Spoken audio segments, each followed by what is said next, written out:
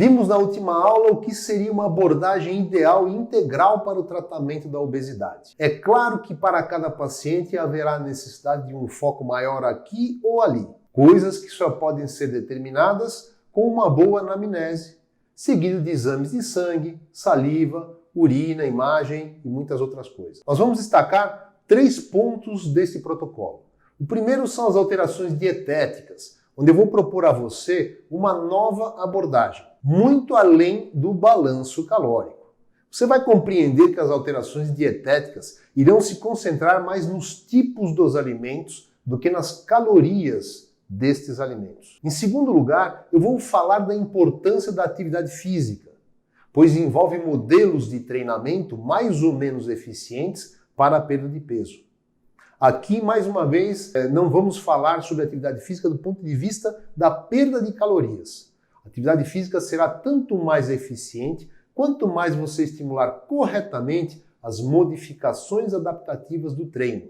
Nenhum modelo de treinamento será eficiente sem a devida intensidade, e isso não tem nada a ver com a perda de calorias.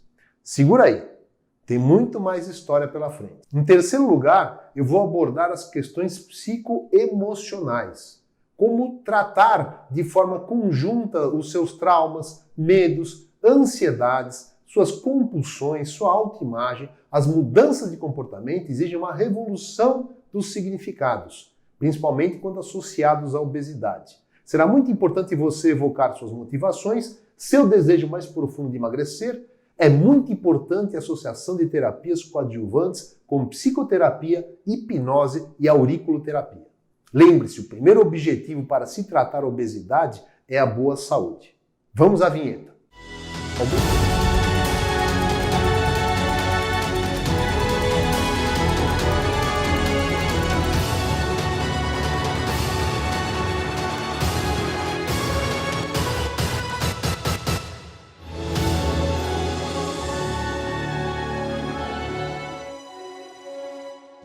Partindo do princípio que você não perde peso somente cortando as calorias, mas sim você perde peso porque corta carboidratos, desenvolveremos estratégias alimentares para ajustar o tipo e a qualidade dos alimentos a serem ingeridos e muito menos ficar preocupado com a quantidade absoluta deles. Quando as dietas de baixa caloria fracassam, o que geralmente acontece, a razão é que elas restringem outras coisas que não somente aqueles alimentos que fazem você realmente engordar. Elas restringem também as gorduras devido ao medo do colesterol e as proteínas devido à falsa associação ao câncer. Já sabemos que gorduras e proteínas são fontes importantes de alimentos que formam estruturas e fornecem energia de melhor qualidade para o corpo.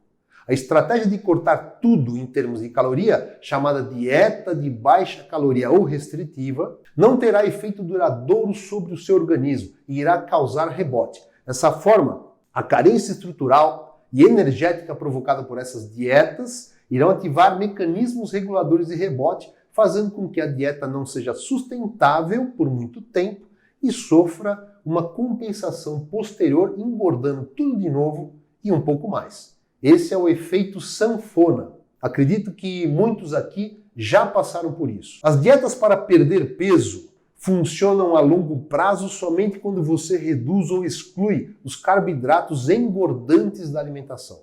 E ao mesmo tempo, substitui essa diminuição de carboidratos por mais gorduras e mais proteínas. Ou seja, ao reduzir a proporção de carboidratos engordantes, é necessário aumentar a proporção de gorduras alimentares e proteínas, para que esses alimentos cumpram funções metabólicas corretivas, como formação de hormônios, enzimas, massa muscular, imunidade, etc. Emagrecer com saúde é reduzir as reservas de gordura dos adipócitos de forma quase exclusiva, mantendo a massa muscular, o seu estado nutricional intacto. Avaliamos esse progresso em nossos pacientes através do exame de bioimpedância tetrapolar, a InBody 370.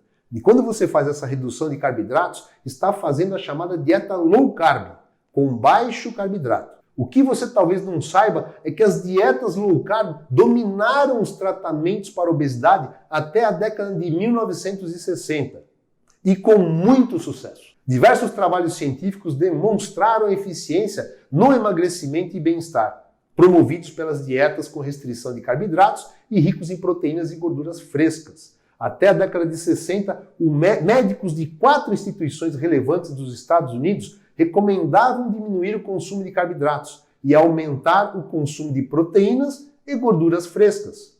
São elas: Faculdade de Medicina da Universidade de Stanford, Faculdade de Medicina da Universidade de Harvard, Faculdade de Medicina da Universidade de Cornell e o Children's Memorial Hospital de Nova York. Essas instituições recomendavam que se evitassem pães, massas, farinhas, cereais, batatas, tubérculos de fécula branca, alimentos ricos em açúcares, bolos, doces, sorvetes, frutas doces, sucos de frutas, refrigerantes, e recomendavam o consumo de carne, peixe, aves, frutos do mar, ovos, vegetais verdes, queijos, frutas com baixo teor de açúcar, que hoje seriam chamados de baixo índice glicêmico. E quando estudamos a história, descobrimos que nossos avós e bisavós comiam muito melhor que nós. Essas orientações já foram um dia as orientações oficiais ou usuais. Se olharmos mais a fundo a história da nutrição, veremos que carnes, peixes, aves, ovos, frutos do mar, sua proteína e sua gordura são itens essenciais de uma dieta que já fizeram parte dos nossos hábitos ancestrais por mais de 2,5 milhões de anos atrás. Somente nos últimos 12 mil anos que a humanidade introduziu a agricultura em sua cultura. Isso equivale a dizer que somente 0,5% da história humana vem tentando se adaptar a farinhas, grãos, tubérculos à base de amido. Somente 0,5% da cultura alimentar humana passou a desenvolver hábitos alimentares relacionados à agricultura. E analisando mais profundamente, essa transição alimentar trouxe também as doenças que predominam em nossa sociedade hoje. Estudando sociedades primitivas chamadas de caçadores-coletores, observamos que eles consumiam grandes quantidades de alimentos de origem animal. A antropologia vem estudando sociedades caçadoras-coletoras, as extintas e ainda as existentes, porque são mais de 229 populações estudadas, que subsistem ou subsistiam quase exclusivamente da caça e da pesca. A exclusividade de sua dieta e suas condições de vida e saúde demonstram por si só que é possível sobreviver à base de dietas completamente isentas de frutas, hortaliças, grãos e farinhas. Duas populações, caçadoras-coletoras e ainda existentes, foram largamente estudadas pelos antropólogos e biólogos, os Inuits e os Maasai.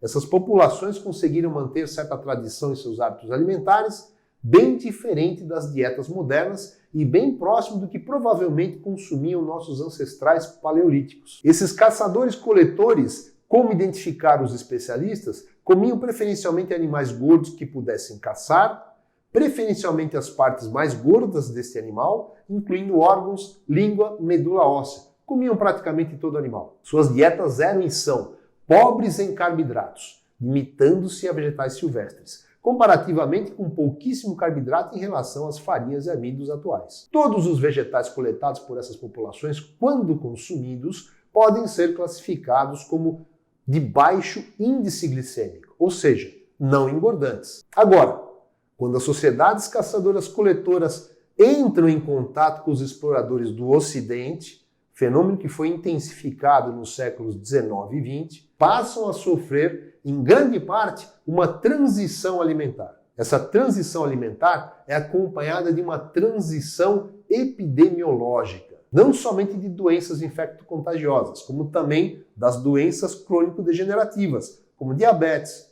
doenças cardiovasculares, Alzheimer, câncer, cáries, gastrite. Essas doenças e condições são comuns em sociedades que têm dieta ocidental e estilos de vida moderno, mas são muito incomuns, se não inexistentes, nas sociedades caçadoras-coletoras originais. Siga uma dieta ocidental e tenha doenças ocidentais, notadamente obesidade, diabetes, doenças cardiovasculares e câncer.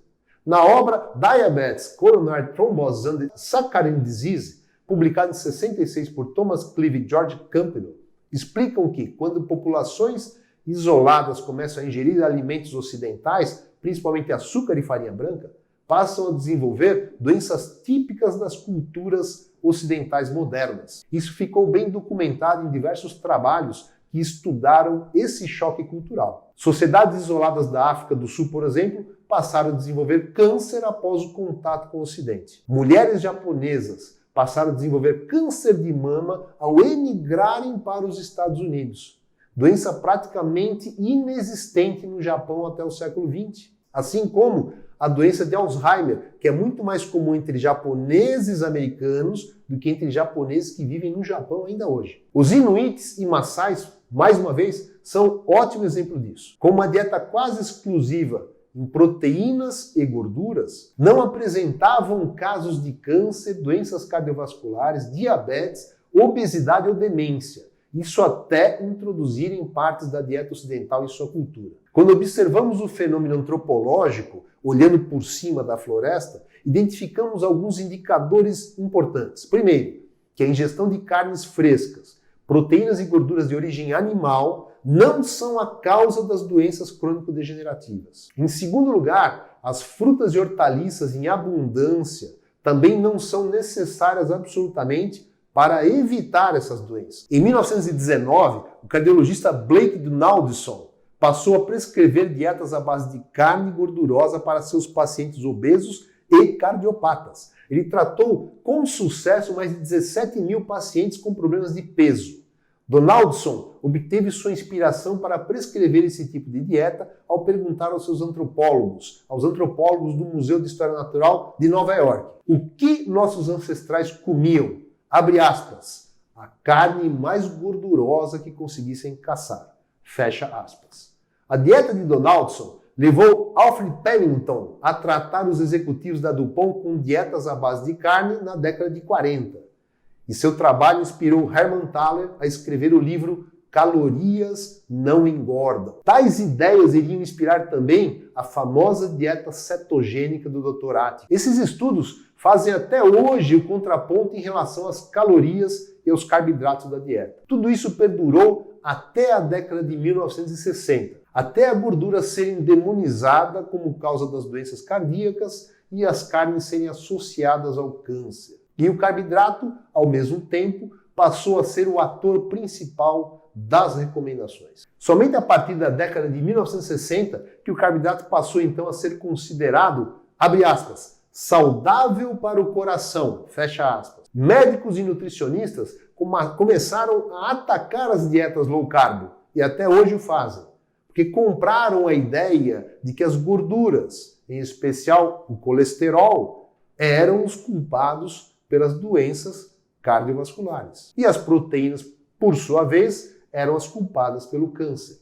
Justamente o contrário do que acontece nas sociedades que se alimentam exclusivamente de proteínas e gorduras, pois elas não sofrem dessas doenças. Infelizmente, as ideias que as gorduras levam a doenças cardiovasculares também afirmaram que os carboidratos eram saudáveis, fornecendo mais energia, protegendo as pessoas de doenças. Essa ideia ficou conhecida como hipótese dieta-coração. Para você ter uma ideia de como essa ideia foi massificada e se tornou dominante, até 1995, a American Heart Association recomendava que poderíamos comer de tudo, incluindo doces e açúcares, contanto que tivessem baixos teores de gordura. Mas, graças a Deus, essas recomendações foram quebradas em 2017. Neste ano, algo inusitado aconteceu. Em 2017, a mesma American Heart Association e o American College of Cardiology revelaram definitivamente que as evidências disponíveis não mostram uma relação apreciável entre o consumo de colesterol dietético e os níveis de colesterol no sangue. Os ovos, a manteiga, os produtos lácteos integrais, as nozes, o óleo de coco, a carne vermelha, de pasto e outras fontes de gorduras saudáveis foram, então, novamente reabilitadas e classificadas como seguras. O Comitê Consultivo das Diretrizes Dietéticas passou a não mais advertir as pessoas contra o consumo de alimentos ricos em colesterol. Já é um primeiro passo no resgate de uma alimentação saudável. E preste atenção nisso. O Comitê Consultivo agora irá se concentrar, abre aspas, no açúcar e nos carboidratos refinados, fecha aspas, como principal substância preocupante na dieta. Está começando. O cardiologista norte-americano Dr. Steve Nissen disse, aspas, é a decisão certa. Temos orientações dietéticas erradas.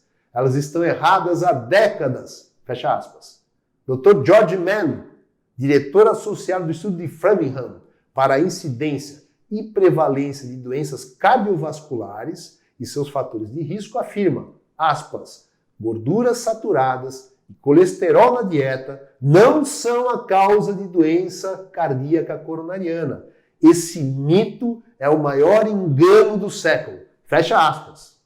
E ainda, aspas, o colesterol é o maior golpe médico de todos os tempos. Cholesterol is not the cause. No mesmo ano de 2017, a revista The Lancet publicou um estudo, o estudo PURI, que quebra todos os paradigmas sobre a gordura. O estudo PURI trata-se de um estudo prospectivo, que é aquele que você acompanha as pessoas durante anos. Ele é multicêntrico, que neste caso envolveu 18 países e 5 continentes. Apresenta um número estatístico enorme, sendo observado mais de 130 mil pessoas. É um dos estudos de maior duração existente, pois acompanhou estas pessoas por mais de 10 anos, de 2003 a 2013. As conclusões foram transformadoras. Conforme revelam os resultados, 1. A ingestão de carboidrato dentro do recomendado pela pirâmide alimentar, lembre-se, é 50% a 65% do valor energético, está associada a maior risco de mortalidade total. As gorduras e seus subtipos estão relacionados a menor mortalidade total. As gorduras não foram associadas a doenças cardiovasculares, infarto do miocárdio, e nem foi associada a mortalidade por doença cardiovascular. 4. As gorduras saturadas, as temidas, apresentaram associação inversa. Sabe o que isso significa? Que elas são protetoras do sistema cardiovascular. O estudo PURI comprovou o que já sabíamos ao estudar as sociedades coletoras caçadoras, que as dietas ricas em proteínas e gorduras, naturais e frescas, são saudáveis, evitam doenças, promovem a longevidade e mantêm você magro. Muitos anos antes da publicação do estudo PURI pela revista The Lancet, vários trabalhos do mesmo porte já haviam sido publicados. Já eram indicativos de que alguma coisa não vinha andando muito bem nesse campo das recomendações dietéticas. Na associação,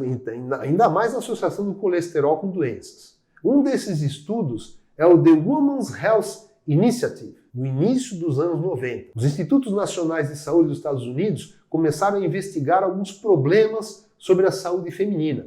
O resultado disso foi uma iniciativa para a saúde da mulher, The Women's Health Initiative, WHI na sigla em inglês. 49 mil mulheres foram acompanhadas durante 6 anos, divididas em 2 grupos. 20 mil delas foram escolhidas de maneira aleatória para seguir uma dieta com pouca gordura, inclusive saturada, e comer mais hortaliças, frutas frescas e grãos integrais. Esse grupo obteve sucesso em reduzir o nível do colesterol LDL no sangue, comparado às outras 29 mil mulheres que não fizeram a mesma dieta. No entanto, presta atenção, o estudo demonstrou, em paralelo, que a redução do colesterol não apresentou nenhum impacto sobre o risco das doenças cardiovasculares nestes grupos estudados, assim como no acidente vascular, no câncer de mama, no câncer de colo e na obesidade. Eu vou repetir, a redução do LDL colesterol no sangue não teve nenhum impacto sobre a incidência e a prevalência das doenças crônico-degenerativas, em especial as doenças do coração. Revelou que as dietas de baixa gordura, embora reduzam o colesterol, não afetam o risco das doenças. Isto é o mesmo que dizer que o colesterol não tem nenhuma relação com essas doenças. É disso que estamos falando. Atenção! Comer menos gordura saturada e substituir por hortaliças, frutas e grãos integrais, carboidratos, não apresentou nenhum benefício na redução dessas doenças. Dorme com esse barulho. Em 2001, a colaboração Cochrane, que é hoje considerada uma das fontes mais confiáveis para se levantar evidência científica, avaliou os benefícios de comer menos gordura e menos gordura saturada. Encontraram ao todo 27 estudos clínicos com alto índice de confiança e chegaram à conclusão que segue, abre aspas, as evidências são limitadas e inconclusivas, fecha aspas. Em outras palavras, não encontraram evidências de que reduzir a gordura na alimentação, reduzir o colesterol, afetassem positivamente essas doenças, reduzindo sua incidência. Isso se torna meio óbvio, porque sabemos que apesar de haver o predomínio das orientações dietéticas com menos gordura e menos proteína e mais carboidrato, o predomínio do balanço calórico, o mundo continuou engordando e adoecendo cada vez mais. Apesar de ter ocorrido o predomínio da hipótese dieta-coração, onde baixamos o nosso colesterol, o mundo continuou morrendo cada vez mais do coração e doenças crônicas relacionadas aos hábitos modernos. Tem dúvida disso? 1/4 das mortes nos Estados Unidos é causada por doença do coração. Outro 1/4 é causado por diabetes, diretamente relacionado ao consumo de carboidrato. Para finalizar, em 2009, a ONU e a OMS publicaram uma análise conjunta dos dados sobre a relação entre gordura na dieta e doenças cardiovasculares. Aspas. As evidências disponíveis provenientes dos estudos randomizados controlados são insatisfatórias e inconfiáveis para se avaliar e confirmar os efeitos da ingestão de gordura sobre o risco de doenças coronarianas. Fecha aspas. Não há nenhuma relação entre o colesterol e o aumento de doenças cardiovasculares cientificamente comprovada. Então, meu amigo, minha amiga, esses estudos revelam para você que você não precisa ter medo de gordura. Ao contrário, elas fazem bem para a sua saúde e será fundamental para reintroduzir a saúde e uma boa composição corporal na sua vida. É através delas que seu corpo ficará mais esbelto e mais forte. Eu te vejo na parte 2 dessa aula. Até lá!